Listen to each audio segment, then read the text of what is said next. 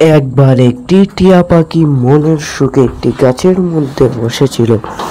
তখন ওই টিয়া পাখিটি তার আশেপাশে সে সুন্দরভাবে দেখছিল এবং সে তার মনের সুখে গান গাইছিল।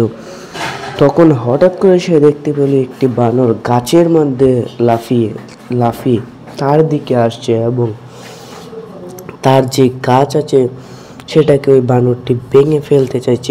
এইটা দেখে টিয়া অনেক কষ্ট পেল এবং সে ভাবতে থাকলো যে কি করা যায়।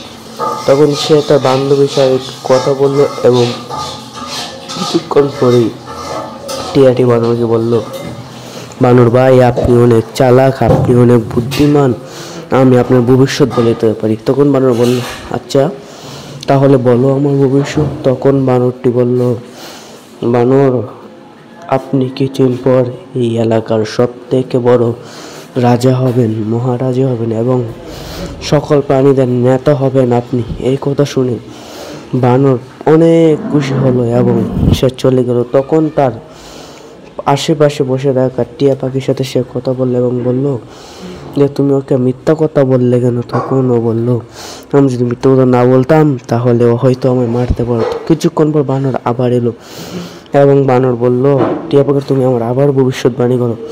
তখন সে বললো, এবার আমি ভবিষ্যৎবাণী করবো, আপনি আমায় মারবেন না তো? তখন সে বলল, না, মারবো না, আমি তোকে মারবো না, আমি তোর সাথে কিছু বলবো, শুধু বল।